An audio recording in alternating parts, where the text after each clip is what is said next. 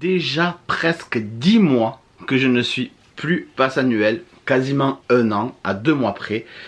Et je voulais revenir avec vous un petit peu sur ce qui a changé et est-ce que je regrette ou pas. C'est parti.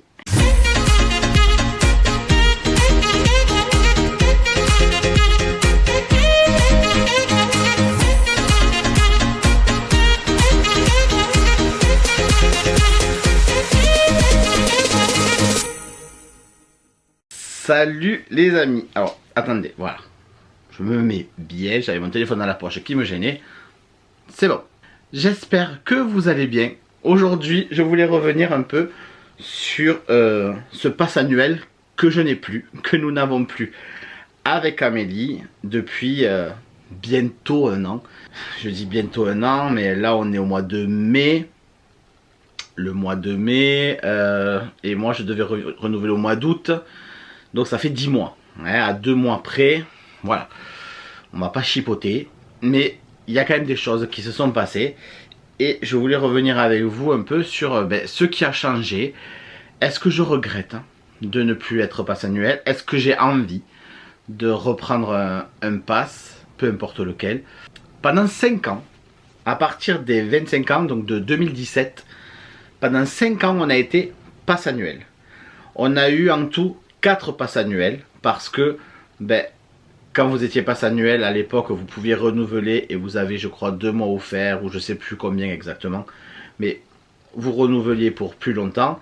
Il y a eu le Covid au milieu qui nous a prolongé, donc c'est pour ça qu'il y a 5 ans de pass, mais il n'y a pas eu 5 passes, il n'y en a eu que 4. Et pendant ces 5 ans, donc j'avais déjà fait une vidéo là-dessus, je ne vais pas tout répéter, mais pendant ces 5 ans j'ai vécu vraiment ma passion. J'étais au max en fait de ma passion. Ma passion Disney, ma passion des parcs Disney, ma passion pour Disneyland Paris. Voilà, j'ai découvert énormément de choses, j'ai découvert le parc, j'ai fait de très belles rencontres, je continue à en faire encore. Mais c'est vrai que c'était vraiment des années riches pour ma passion, pour notre passion avec Amélie. On a vraiment consommer Disneyland Paris comme jamais, vraiment. Et là nous l'avons plus, nous avons plus ce pass annuel et du coup nous ne consommons plus Disneyland Paris de la même façon, mais en même temps notre vie a changé et tout cela fait que à aujourd'hui je n'ai plus envie de consommer Disneyland Paris comme je le consommais avant. Donc je m'explique, vous n'êtes pas sans savoir que Victoria est arrivée dans nos vies et que donc avec un enfant la vie est différente. Cela ne nous empêche pas de voyager, on garde quand même nos rythmes de voyage, on garde tout ça, mais c'est vrai qu'on a envie d'autre chose. On a été forcé, contraint et forcé par cet arrêt brutal de pass annuel, parce que en fait si on avait eu encore les passes annuels, on aurait continué à aller à Disneyland Paris par souci de rentabilité. Voilà, on voulait rentabiliser notre pass. Habitant loin, on payait quand même un pass à l'époque, je crois que c'était 400 ou pas loin de 500 € pour les dernières années pour le pass Infinity, ce qui faisait du 800 ou 1000 € pour tous les deux. Victoria avait moins de 3 ans donc elle ne payait pas. Mais du coup il fallait qu'on rentabilise ce pass, donc venir juste une semaine ne suffisait pas, il fallait qu'on vienne plus. Et il y avait les achats, il y avait les réservations d'hôtel, il y avait tout ça qui faisait que ça nous convenait. Le pass annuel s'est arrêté parce qu'on a perdu toutes ces offres, parce qu'on a perdu en considération de la part de Disneyland Paris. Les passes annuels ne sont plus considérés comme des personnes pas VIP mais des gens qui aiment le parc et un peu privilégiés avec des petites attentions particulières qu'un visiteur, qu'un guest occasionnel n'aura pas. Donc tout ça on l'a perdu, donc on a arrêté. Et finalement je me rends compte que c'est bien. En fait je ne regrette pas du tout et je suis même plutôt content d'avoir arrêté ce pass annuel parce que je me rends compte que je découvre d'autres choses. Alors je découvre d'autres choses pas forcément différent de Disney, parce que là cette année ça va faire la 3e année consécutive qu'on retourne à Walt Disney World. Peut-être qu'en 2025 il y aura un autre séjour à Walt Disney World, ce qui fera 4 ans consécutifs. Donc ça nous a permis ça, d'économiser et de pouvoir se faire plus souvent Walt Disney World. Nous avons aussi découvert une cruise, chose qu'à l'époque on n'aurait pas fait parce qu'on serait allé à Disneyland Paris à la place. On a aussi nos vacances d'été qu'on a gardées et qui sont très bien. On va dans un camping dans le Var et c'est génial. Et ça, à l'époque du pass annuel, on ne l'aurait pas fait. On aurait fait un séjour à Disneyland Paris, c'est sûr. Peut-être pas une semaine, mais on serait monté sur Paris. On aurait fait 2-3 jours à Disneyland Paris. C'est sûr, pour rentabiliser le pass. Plus tard, j'aimerais aussi... Alors peut-être que du coup ça sera le séjour de janvier qui va sauter, mais j'aimerais amener Victoria au ski. Amélie et moi, nous skions, nous savons bien skier. On allait avec nos parents, autant l'un que l'autre, tous les ans au ski. Et là Victoria a fait 4 ans, elle n'a jamais vu la neige. Et on aimerait bien la mettre un peu sur les skis et pouvoir faire ça en famille et partager ça. C'est pas une passion le ski, mais je suis pas très sportif. Mais le ski, j'aime ça. J'adore ça, je me régale. La glisse, c'est vraiment génial, quoi. En plus, nous des Pyrénées, on est à 1h30, allez 2 heures grand max de Font-Romeu, les Angles, voilà, de grandes stations des Pyrénées. On n'est pas très loin non plus des Alpes, hein. On est à 3 heures, 1 heure de plus de la première station des Alpes qui est les Ors, je crois que c'est la plus proche. Mais voilà, on a possibilité d'aller au ski. Mais sauf qu'on ne le faisait pas parce qu'en janvier on allait à Disneyland Paris, au mois de mars ou avril on allait à Disneyland Paris. Donc voilà, donc grâce à ça, en fait, on peut se permettre d'autres choses. Quand j'avais fait la vidéo sur 52 passes et les perspectives que ça allait ouvrir à mes nouvelles vacances en fait, parce qu'il faut quand même se rendre compte, comme tout le monde qui travaille, nous avons 5 semaines de vacances. Voilà, 5 semaines de vacances qu'on répartit sur une année. Mais je sais pas vous, mais nous avec Amélie, on prévoit toujours à l'avance. Et quand on est en vacances, on s'en va. On ne prend jamais 2 semaines de vacances pour rester à la maison. Parce que quand on reste à la maison, quand on est en vacances, il y a toujours des trucs à faire. Mais au final, on fait rien. Et la semaine, elle passe vite. Et qu'est-ce qu'on a fait? Ben rien. On a bricolé 2-3 trucs. On a tondu le gazon. On a nettoyé la piscine. Mais on n'a rien fait. On n'a rien fait. Et les vacances, pour nous, c'est 5 semaines. Mais c'est 5 semaines où on s'en va. Peu importe où, ça peut être dans le Var, ça peut être en Floride, ça peut être n'importe où, mais il faut qu'on parte. Et quand du coup, on n'est plus de passe annuel, on s'est dit, ben, ça sera l'occasion de visiter, je l'avais dit donc, les parcs étrangers. Alors pas étrangers, mais étrangers à Disney. Parce qu'il y a des pépites, il n'y a pas que Disneyland Paris. Mais on voulait découvrir le Puy du Fou, Europa Park. Le parc Astérix, on connaît. Victoria est peut-être encore petite pour le parc Astérix parce qu'il y a tellement d'attractions sensationnelles que ce serait dommage qu'elle fasse pas un tonnerre de Zeus ou un Goudurix par exemple, ou autre. Qu'est-ce qu'il y a d'autre qu'on aurait aimé faire? Il y a Efteling, Phantasialand, voilà, il y a plein de parcs qu'on voulait découvrir ici. Là, il y a Spirou qu'on se fera peut-être avant l'été. Parce que c'est pas loin et que pour la journée, ça peut être... c'est à 2 heures de chez nous, hein, donc pour la journée, c'est faisable. Mais voilà, il y a des gros parcs qu'on peut faire et que finalement, on n'a pas fait.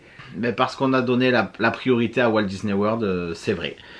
C'est vrai qu'en fait, pourquoi je regrette pas de pas avoir... de plus avoir de pass annuel? Parce que je pense que ma dose Disney... Alors, je l'ai en janvier à Disneyland Paris. Mais je la prends surtout à Walt Disney World. Et en fait, je me rends compte que cette période de vacances, ce séjour à Walt Disney World qui dure quand même pendant 12 jours, et on est pendant 12 jours en immersion dans un hôtel de Walt Disney World où on fait des parcs de Walt Disney World, on va manger dans les restaurants de Walt Disney World, on va au Disney Spring faire des magasins de Walt Disney World. Vous avez compris l'idée? C'est pour ça qu'on va pas à Universal, parce que et ça ne nous intéresse pas plus que ça, et que ce qu'on a vraiment besoin nous c'est de cette bulle Disney. Et ça, on le retrouve à Walt Disney World. Et au lieu de rester 4 jours à Disneyland Paris, on reste 10 jours à Walt Disney World. Et ça, ben, ça nous ressource. C'est vraiment des vacances où on se repose. On profite des piscines, des parcs d'attractions, des parcs aquatiques, de l'hôtel, des attractions évidemment. On se repose quand même. Et on voyage, on s'évade et on se régale. Donc voilà, si je dois faire un petit bilan de cette année qui va bientôt se terminer sans passe annuel, ben c'est un bilan positif. Je ne suis pas prêt à reprendre un pass annuel à Disneyland Paris. Avec toutes les annonces en plus qu'il y a eu, il y a énormément de travaux en ce moment à Disneyland Paris. C'est pénible, oui, mais c'est tant mieux d'un côté. Il faut voir le verre à moitié plein aussi, parce que, comme je dis souvent, en fait, s'il y a des travaux, c'est que ça bouge, c'est que ça avance, c'est que ça évolue, c'est que ça s'améliore. Voilà, et des travaux, on est obligé d'en avoir si on veut notamment que nos Walt Disney Studios deviennent un beau parc Disney Adventure World. Ça doit forcément passer par une période de travaux. Si on veut que le Studio 1 devienne le World Premiere et que ça soit magnifique, il faut des travaux, il faut des concessions, c'est obligé. Le Land Frozen qui était au fond du parc, on s'en est pas vraiment aperçu des travaux parce que c'était loin, on voyait les grues de loin, mais ça empiétait pas trop sur notre espace. Là, ils sont en train de réhabiliter le Studio 1, ils sont en train de réhabiliter le cœur du parc. Forcément, c'est embêtant. Mais du coup, tout ça pour en venir que, oui, c'est embêtant pour ceux qui y vont. Il y a des sens de circulation, il y a des palissades partout. Mais moi, du coup, je fais le choix de ne pas venir. Je fais le choix de revenir en 2025 pour découvrir tous ces travaux terminés et découvrir les nouveautés, pour découvrir un parc neuf, quasiment. Si on doit revenir pour la saison d'Halloween, ça sera vraiment pour découvrir la saison d'Halloween. Et je pense qu'on ne mettra pas les pieds au studio. Il n'y a aucun intérêt. Si c'est pour aller, si c'est pour faire quoi? Pour faire la tote, bof. Pour faire Spider-Man et faire 80 minutes de queue, ou... ça m'intéresse pas. Si vraiment je viens, c'est pour découvrir la saison d'Halloween. Et à ce moment-là, on viendra que au Disneyland Park.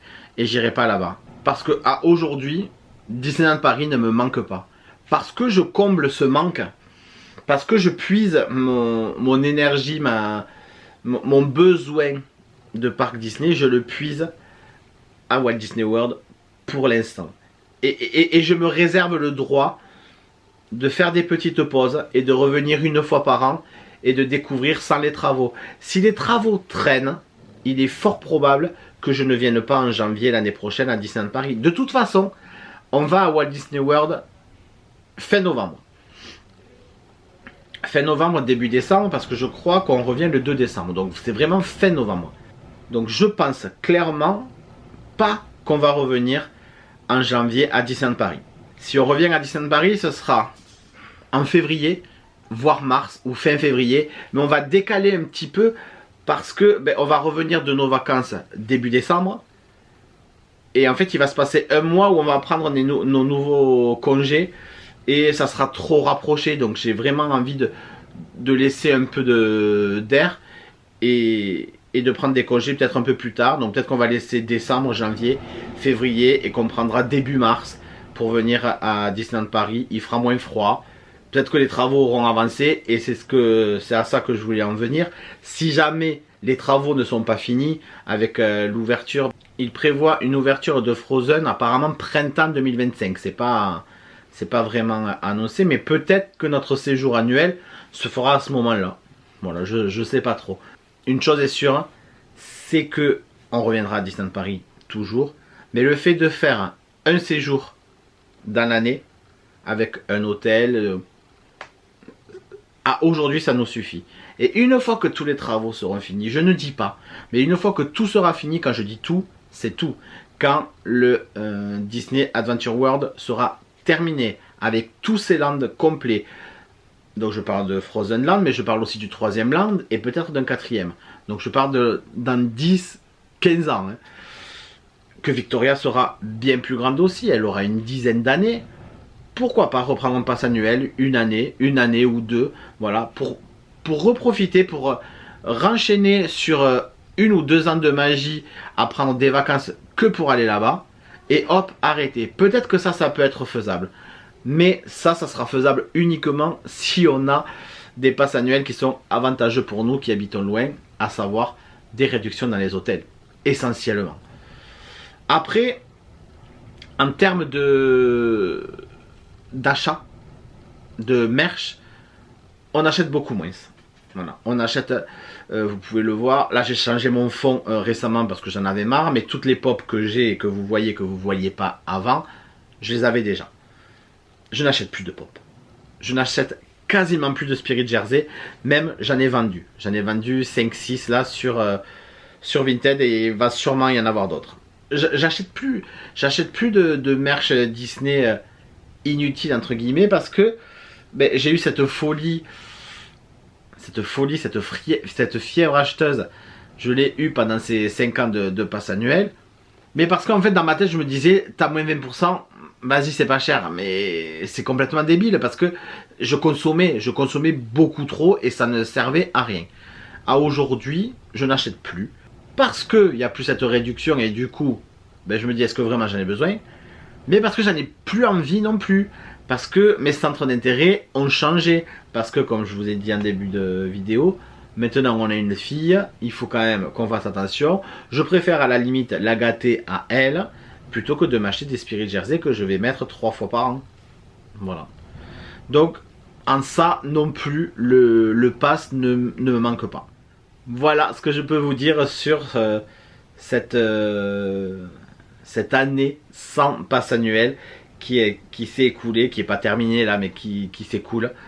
Et donc aucun regret. Je suis content même d'avoir arrêté ces passes annuels parce que, comme je vous disais, ben maintenant je profite d'autres choses, autrement, différemment, des vacances en famille et puis c'est le kiff de pouvoir se faire des croisières, de pouvoir aller à Walt Disney World, de pouvoir voilà, de pouvoir faire tout ça en famille et voilà. Dites-moi en commentaire si vous avez survécu à ce changement de gamme de passe annuel, si vous êtes toujours passe annuel, si vous ne l'êtes plus, si vous regrettez ou pas.